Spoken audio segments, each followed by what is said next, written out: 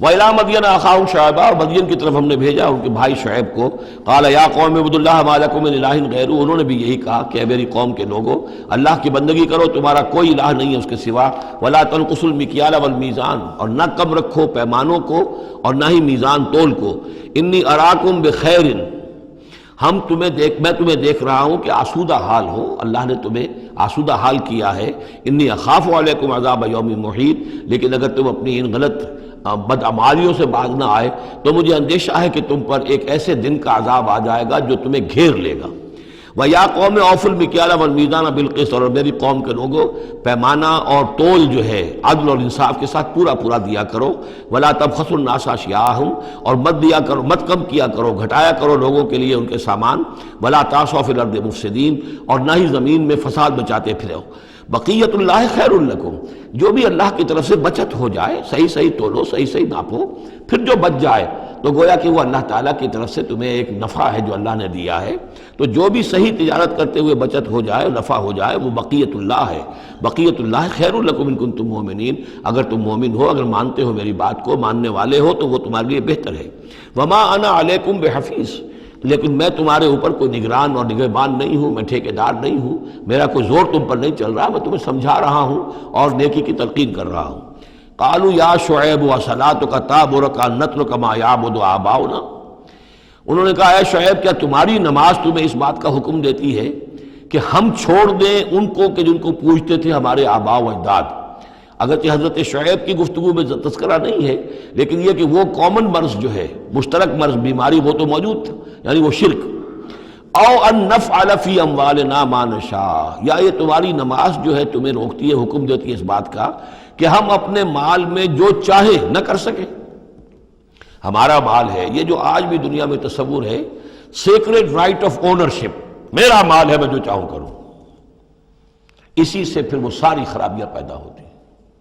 مال آپ کا ہے، اللہ کی امانت ہے، آپ کے پاس ہے، مالک اللہ ہے، لیکن اس میں اللہ کے حکم کے مطابق تصرف کرنا ہے. یہاں کوئی سیکریٹ رائٹ آف اونرشپ نہیں ہے. یو آر ٹرسٹیز، یہ امانت چند روزہ نزد ماست، در حقیقت مالک ہر شے خداست. یہ تو چند دن کی ایک امانت ہے تمہارے پاس جو ہے، ورنہ حقیقت میں تو مالک حقیقی ہر شے کا اللہ ہے. تو جب انسان مالک اپنے آپ کو سمجھتا ہے فی اموالنا، تو پھر ما نشاء، جو ہم چاہیں گے کریں گے. اور نفعل فی اموالنا ما نشاء، تو تم ہمیں روکنا چاہتے ہو اس چیز سے. تمہاری نماز اور دینداری جو ہے اس نے تمہیں یہی سکھایا ہے کہ ایک تو ہمارے معبودوں سے ہمیں برگشتہ کرو، اور دوسرے یہ کہ ہمیں یہ کہو یہ کرو یہ نہ کرو. ہمارے مال ہیں، ہم جیسے چاہیں گے اس کے اندر معاملہ کریں گے. انک لانت الحلیم الرشید، ہاں ایک ہی تم ہی تو رہ گئے ہو کہ جو بہت نیک ہو، باوقار ہو، باقی تم ہم پر تنقیدیں کر رہے ہو، ہمیں کہہ رہے ہو کہ ہم غلط کام کر رہے ہیں.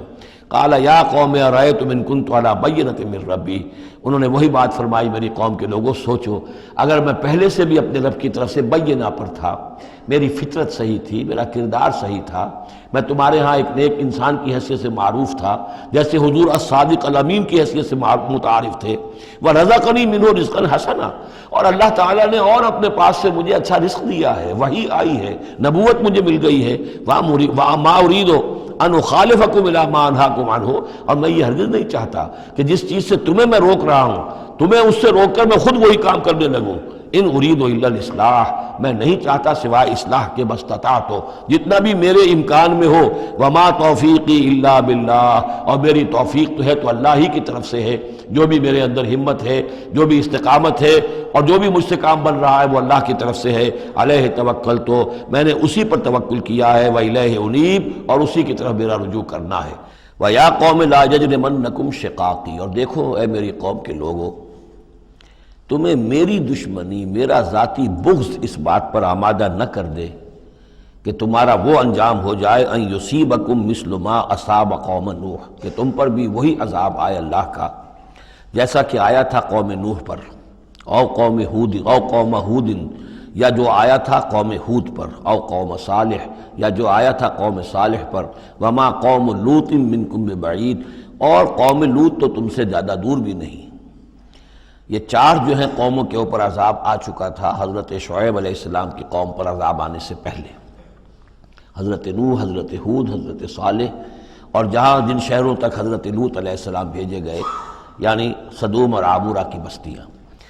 اب جو نقطہ اس میں اہم ہے وہ یہ ہے کہ بسا اوقات کسی شخص کو کسی داعی حق سے ذاتی پرخاش ہوتی ہے، کوئی ذاتی بغض ہے، کوئی ذاتی دشمنی ہے، کسی سبب سے ہے، اس کے نفسیاتی اسباب ہو سکتے ہیں اور بہت سے اسباب ہو سکتے ہیں، اور صرف ایک ذاتی پرخاش کی وجہ سے وہ اس کی دعوت کو رد کرتا ہے، اس کی مخالفت پر کمر بستہ ہو جاتا ہے، اس کی دشمنی اختیار کرتا ہے۔ نتیجہ کیا ہے؟ اس کا کچھ نہیں بگاڑتا، اپنے آپ کو برباد کر لیتا ہے، اپنی تباہی کو دعوت دیتا ہے۔ تو اے میری قوم کے لوگوں، میری زدم زدہ میں تم کہیں اس انجام سے دو چار نہ ہو جانا، ایسا نہ ہو کہ میرا بغض اور میری عداوت جو ہے وَيَا قَوْمِ لَا يَجْرِمَنَّكُمْ شِقَاقِي أَن يُصِيبَكُم مِّثْلُ مَا أَصَابَ قَوْمَ نُوحٍ أَوْ قَوْمَ هُودٍ أَوْ قَوْمَ صَالِحٍ وَمَا قَوْمُ لُوطٍ مِّنكُم بِبَعِيدٍ وَاسْتَغْفِرُوا رَبَّكُمْ، اور دیکھو استغفار کرو اپنے رب سے، ثم توبوا الیہ، پھر اس کی طرف رجوع کرو، اس کی طرف آگے بڑھو، اس کی اطاعت کرو، اس کی فرمانبرداری کرو۔ ان ربی رحیم ودود، یقیناً میرا رب رحیم بھی ہے، ودود بھی ہے، محبت فرمانے والا ہے۔ قالوا یا شعیب ما نفقہ کثیرا مما تقول، انہوں نے کہا کہ اے شعیب تم جو کچھ کہتے ہو اس کی اکثر بات تو ہماری سمجھ میں نہیں آتی، کیا کہہ رہے ہو تم؟ یعنی یہ کہ ذہنوں کے سانچے اتنے بگڑ گئے ہوتے ہیں کہ سیدھی بات ان میں فٹ بیٹھتی نہیں۔ ما نفقہ کثیرا مما تقول وإنا لنراک فینا ضعیفا، ہم تو یہ دیکھ رہے ہیں کہ تم ہمارے اندر کوئی طاقتور آدمی نہیں ہو، کمزور سے آدمی ہو، ہم تو دیکھتے ہیں کہ تمہارے پاس کوئی قوت نہیں ہے۔ لولا رہتک، اگر نہ ہوتا تمہارا خاندان، لرجمناک، تو ہم تجھے کبھی کا سنسار کر چکے ہوتے۔ اب یہ بات بہت اہم ہے اس وقت، اصل میں یہ جو صورت مکی نازل ہو رہی ہیں، جو حضور کی دعوت اور تحریک جس دور سے گزر رہی تھی اور جو کچھ ہو رہا تھا، وہ اس کا ایک عکس سابقہ انبیاء اور رسل کے حالات میں بھی جو ہے تو وہ اسی دور کی مناسبت سے وہی باتیں نمایاں کی جاتی ہیں۔ یعنی جو تکرار ہوئی ہے ان رسولوں کے حالات کی، وہ تکرار محض نہیں ہے، بلکہ ہر جگہ پر جس دور میں وہ صورت نازل ہو رہی ہے جن میں ان کا تذکرہ ہو رہا ہے، اس دور میں جو خاص مسائل ہیں کہ جو درپیش ہیں محمد الرسول اللہ صلی اللہ علیہ وسلم اور آپ کے صحابہ کو، تو ان کے مناسبت سے جو ہدایت ہے، دل جوئی ہے، مسلمانوں کے لیے رہنمائی ہے، وہ حصہ ان رسولوں کی تعلیمات اور تاریخ کا بیان کیا جاتا ہے۔ اب یہاں مکے میں بھی شکل یہ ہو چکی تھی کہ بقیہ سب قریش جو ہیں وہ حضور کے خلاف جو ہیں سخت غیظ اور غضب کے اندر مبتلا تھے، لیکن چونکہ حضور کے چچا ابو طالب یہ خاندان بنی ہاشم کے سردار تھے اور انہیں ذاتی محبت تھی، وہ چاہے ایمان نہیں لائے حضور پر صلی اللہ علیہ وسلم، لیکن ذاتی محبت انہیں اتنی تھی کہ انہوں نے آخری وقت تک سپورٹ کیا ہے۔ اور قبائلی زندگی میں یہ ہوتا ہے کہ اگر کہیں کسی ایک خاندان کے کسی فرد کے اوپر کوئی ہاتھ اٹھایا جائے تو پھر وہ خاندان انتقام لیتا ہے۔ اس کا مطلب یہ ہوتا کہ وہ حضور کے خلاف وہ کوئی اقدام کرتے ہیں تو گویا کہ ان فائٹنگ شروع ہو جائے گی، داخلی خانہ جنگی شروع ہو جائے گی بنو ہاشم کی ان لوگوں کے خلاف کہ جو حضور کو کوئی غضب پہنچائیں، نقصان پہنچائیں۔ یہ تحفظ ملا ہوا تھا محمد الرسول اللہ صلی اللہ علیہ وسلم کو اللہ تعالیٰ کی طرف سے۔ اگر خدا نہ خواستہ ابو لہب ہوتا اس سردار، تو کبھی کا حضور کے خلاف کوئی نہ کوئی اقدام وہ کر چکے ہوتے، لیکن چونکہ خاندان بنی ہاشم کی سرداری اس وقت تھی ابو طالب کے پاس، اور انہیں دلچسپی تھی اور محبت تھی، شفقت تھی حضور کے ساتھ، بلکہ کچھ عرصہ جو ہے حضور ان کے سائے عاطفت کے اندر انہوں نے گزارا بھی تھا۔ اس وجہ سے تو یہ نقشہ دکھایا جا رہا ہے کہ آج قریش کے مقابلے میں جس طریقے سے کہ بنو ہاشم کی سپورٹ اور حفاظت جو ہے وہ حضور کے لیے اللہ تعالیٰ نے اسے قلعہ بنا دیا ہے، یہی معاملہ اس وقت تھا کہ حضرت شعیب کا بھی خاندان ان کا پشت بنا تھا۔ وَلَوْلَا رَحْتُكَ، اگر تمہارا خاندان تمہارا پشت بنا نہ ہوتا اور تمہارا ساتھ نہ دے رہا ہوتا، لَرَجَمْنَاكَ، ہم کبھی کہ تمہیں سنسار کر چکے ہوتے۔ وَمَا أَنْتَ عَلَيْنَا بِعَزِيزٍ، اور ذاتی طور پر تم ہم پر کوئی بھاری نہیں ہو، تو تمہاری کوئی حیثیت نہیں ہے۔ قَالَ يَا قَوْمِ رَحْتِي أَعَزُّ عَلَيْكُم مِّنَ اللَّهِ، انہوں نے کہا اے میری قوم کے لوگوں، کیا میرا یہ خاندان تم پر زیادہ بھاری ہے اللہ سے؟ میرا پشت پناہ تو حقیقتاً اللہ ہے، تم اللہ سے نہیں ڈرتے، میرے خاندان سے ڈرتے ہو۔ رَحْتِي أَعَزُّ عَلَيْكُم مِّنَ اللَّهِ وَاتَّخَذْتُمُوهُمْ وَرَاءَكُمْ ظِهْرِيًّا، اللہ کو تو تم نے اپنی پیٹھوں کے پیچھے پھینکا ہوا ہے، بھلایا ہوا ہے۔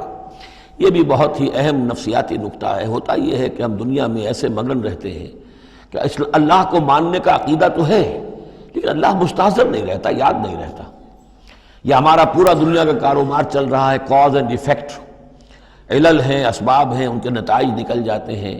تو جو کاز اینڈ ایفیکٹ کا جو سلسلہ چل رہا ہے ہم اس میں اتنے گم ہوتے ہیں کہ مسبب الاسباب جو ہے وہ نگاہوں کے سامنے رہتا ہی نہیں، یا یہ کہ ہم اپنے کاموں میں اتنے مشغول ہیں، اپنے کام و دہن کی لذت جو ہے وہی ہمیں جو ہے کوئی مرصد نہیں لینے دیتی، یا یہ کہ بنیادی ضروریات جو ہے وہی ہمیں جو ہے اب کوئی فارغ نہیں ہونے دیتی، لہذا ہم گم ہو جاتے ہیں۔ کافر کی یہ پہچان کہ آفاق میں گم ہے، اور مومن کی یہ پہچان کہ گم اس میں ہے آفاق۔ لیکن یہ کافر کا معاملہ کیا ہوتا ہے؟ اللہ کو مانتے تو وہ بھی تھے، مانتے تھے مشرکین مکہ بھی، مانتے تو سب تھے اللہ کو، لیکن یہ کہ اللہ کو تو انہوں نے اوجھل کیا ہوا تھا، آنکھ اوجھل پہاڑ اوجھل۔ تم اللہ سے نہیں ڈرتے، میرے خاندان سے ڈرتے ہو۔ وَاتَّخَذْتُمُوهُ وَرَاءَكُمْ ظِهْرِيًّا، اللہ کو تو تم نے اپنی پیٹھوں کے پیچھے پھینکا ہوا ہے، یعنی اسے تو نسیہ منسیہ کیا ہوا ہے، اس کی طرف تمہارا ذہن ہی نہیں ہے۔ ان ربی بما تعملون محیط، جبکہ میرا رب جو کچھ کہ تم کر رہے ہو اس کا احاطہ کیے ہوئے، تمہارا گھیراؤ کیے ہوئے اللہ، تم اس کی گرفت سے نکل کر نہیں جا سکتے ہو۔ یا قوم اعملوا علی مکانتکم انی عامل، اور اے میری قوم کے لوگوں کرو جو کچھ کر سکتے ہو اپنی جگہ پر، میرے خلاف جو کر سکتے ہو، جو ریشہ دوانیاں کر سکتے ہو، جو اقدام کر سکتے ہو۔ یہ چیلنجنگ انداز جو ہے ان آخری صورتوں میں آپ کو نظر آ رہا ہے، سورہ نام سے چلا آ رہا ہے، اس لیے کہ وہ کشاکش جو تھی حق و باطل کی وہ اس انتہا کو پہنچ چکی تھی کہ اب حضور صلی اللہ علیہ وسلم کی طبیعت کے اندر بھی وہ بیزاری پیدا ہو چکی تھی۔ اب جو کچھ تم کر سکتے ہو کر لو، انی عامل، اپنا سا جو میں کر سکتا ہوں میں کر رہا ہوں، جو کوشش مجھ سے بن آ رہی ہے میں کر رہا ہوں۔ سوف تعلمون، ان قریب تم جان لو گے، من یاتی ہے عذاب یخزی ہے، کون ہے وہ جس پر وہ عذاب آئے گا جو اسے رسوا کر دے گا، ومن ہوا کاذب، اور کون ہے وہ جو جھوٹا ہے، میں جھوٹا ہوں یا تم جھوٹے ہو۔ وارتقبوا انی معکم رقیب، تاکتے رہو، انتظار کرو، میں بھی تمہارے ساتھ اب تاک رہا ہوں، منتظر ہوں۔ ولما جاء امرنا، جب ہمارا حکم آ گیا، نجینا شعیبا، ہم نے نجات دے دی شعیب کو، والذین آمنوا معہ، اور ان کو کہ جو اس کے ساتھ ایمان لائے تھے، برحمت منا، اپنی جانب سے رحمت کے ذریعے، واخذت الذین ظلموا الصیحۃ، اور جو یہ ظالم تھے، گناہ گار تھے، مشرک تھے اور کافر تھے، انہیں آ پکڑا ایک بہت بڑی کڑک نے، فاصبحوا فی دیارہم جاثمین، تو وہ اپنے اپنے گھروں میں اور اپنے ولاز میں اور اپنی کوٹھیوں میں، اپنی حویلیوں میں اوندھے پڑے رہ گئے۔